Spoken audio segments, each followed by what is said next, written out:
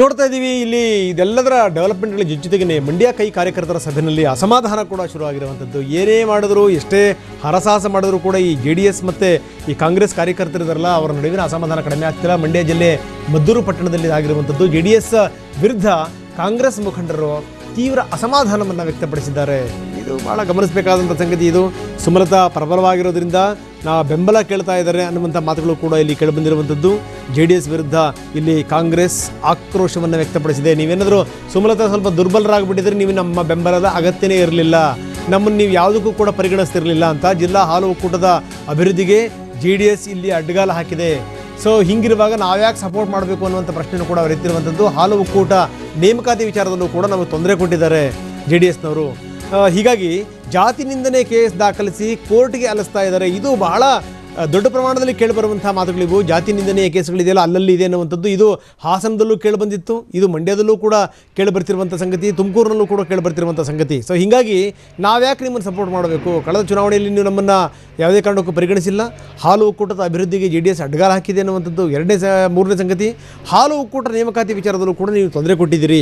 ಜೊತೆಗೇನೆಂದರೆ ಸುಮಲತಾ ಇಲ್ಲಿ ಏನಾದರೂ ಸ್ಟ್ರಾಂಗ್ ಇದ್ದು ಬಿಟ್ಟಿದ್ದಿದ್ರೆ ನಮ್ಮನ್ನು ಪರಿಗಣಿಸ್ತಿರಲಿಲ್ಲ. ಜಾತಿ ನಿಂದನೆ ಕೇಸ್ಗಳನ್ನು ಕೂಡ ದಾಖಲಿಸಿ ನೀವು ನಮ್ಮನ್ನು ಕೋರ್ಟಿಗೆ ಅಲಿಸ್ತಾ ಇದ್ದೀರಿ.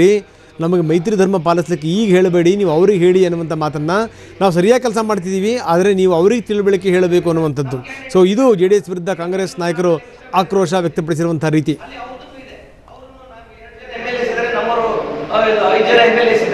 ಹೀಗೆ ಎಲ್ಲ ಕಡೆನೂ ಒಂದು ಸಮಸ್ಯೆ ಇದೆ. ಇದರಲ್ಲಿ ನಾವು ಸ್ವಲ್ಪ ಬ್ರಾಡ್ ಆಗಿ ಯೋಚನೆ ಮಾಡಬೇಕು. ಎಲ್ಲ ಕಷ್ಟಗಳು ನನಗೂ ಗೊತ್ತಿದೆ. ಈ ಸಂದರ್ಭದಲ್ಲಿ ಇರೋದು 8 ದಿವಸ. ಈಗ ಇಮಿಡಿಯೇಟ್ ಆಗಿ ಎಲ್ಲ ಕಷ್ಟಗಳು ಬಗೆಹರಿಯಲ್ಲ, ಯಾರು ಬಂದು ಬಗೆಹರಿಸಲ್ಲ. ಅದರಿಂದ ಇವಾಗ ನಾವು ಮಾಡ್ಬೇಕಾದ್ರೆ ಏನಂತಂದ್ರೆ ಪಕ್ಷಕ್ಕೂ ಏನಿದೆ, ಪಕ್ಷಕ್ಕೆ ನಾವು ಯಾರು ಬೆಲೆ ಕೊಡ್ತೀವಿ ಅಂತೇವರು ನಾವು ಪಕ್ಷಕ್ಕೋಸ್ಕರ ಅವ್ರು ಏನು ಕೊಟ್ಟಿದ್ದಾರೆ, ಫರ್ಮಾನ್ ಅಲ್ಲಿಂದ ಕೊಟ್ಟಿದ್ದಾರೆ, ಅದನ್ನ ಪಾಲನೆ ಮಾಡೋದಕ್ಕೆ ಪ್ರಯತ್ನ ಪಡೋಣ ಅಂತ ನಾನು ಕೇಳ್ತಾ ಇದ್ದೆ.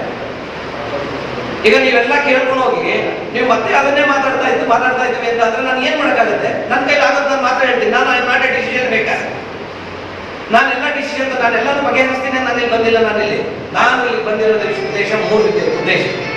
ಒಂದು, ನಮ್ಮ ಕಾರ್ಯಕರ್ತರನ್ನ ಯಾರು ಗಮನಿಸ್ತಾ ಇಲ್ಲ, ಯಾರು ಬಂದು ಕೇಳ್ತಾ ಇಲ್ಲ ಅನ್ನೋದಕ್ಕೆ ನಾನು ನಮ್ಮ ಪಾರ್ಟಿ ಲೀಡರ್ಗಳು ಮತ್ತೆ JDS ಮಾತಾಡಿದ್ದೆ. ಅವ್ರಿಗೆ ನಾನೇ ಹೇಳಿದ್ದೀನಿ, ನಮ್ಮ ಮಂಡ್ಯ ಜಿಲ್ಲೆಯವ್ರನ್ನ ಸ್ವಲ್ಪ ಸ್ಟ್ರಾಂಗ್ ಇರೋ ಲೀಡರ್ನ ಒಬ್ಬರನ್ನ ನೀವು ಕೊಡಿ ಇಲ್ಲಿ ನೋಡೋದಕ್ಕೆ. ನಾನು ಇಲ್ಲಿ ಬೆಂಗಳೂರಿಂದ ಬಂದಿದ್ದೀನಿ, ಹಾಗೆ ಒಬ್ಬರನ್ನ ಇಲ್ಲಿ ಕೊಡಿ ಅಂತ. ಅದಕ್ಕೂ ಕೂಡ ಒಪ್ಕೊಂಡಿದ್ದಾರೆ.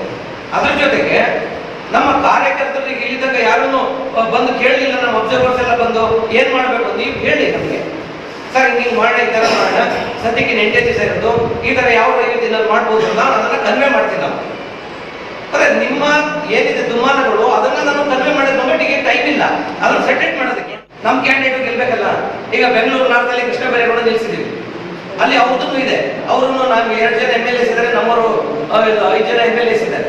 ಹೀಗೆ ಎಲ್ಲ ಕಡೆನೂ ಒಂದು ಸಮಸ್ಯೆ ಇದೆ. ಇದರಲ್ಲಿ ನಾವು ಸ್ವಲ್ಪ ಬ್ರಾಡ್ ಆಗಿ ಯೋಚನೆ ಮಾಡಬೇಕು. ಎಲ್ಲ ಕಷ್ಟಗಳು ನನಗೂ ಗೊತ್ತಿದೆ. ಈ ಸಂದರ್ಭದಲ್ಲಿ ಇರೋದು 8 ದಿವಸ. ಈಗ ಇಮಿಡಿಯೇಟ್ ಆಗಿ ಎಲ್ಲ ಕಷ್ಟಗಳು ಬಗೆಹರಿಯಲ್ಲ, ಯಾರು ಬಂದು ಬಗೆಹರಿಸಲ್ಲ. ಅದರಿಂದ ಇವಾಗ ನಾವು ಮಾಡ್ಬೇಕಾದ್ರೆ ಏನಂತಂದ್ರೆ ಪಕ್ಷಕ್ಕೂ ಏನಿದೆ, ಪಕ್ಷಕ್ಕೆ ನಾವು ಯಾರು ಬೆಲೆ ಕೊಡ್ತೀವಿ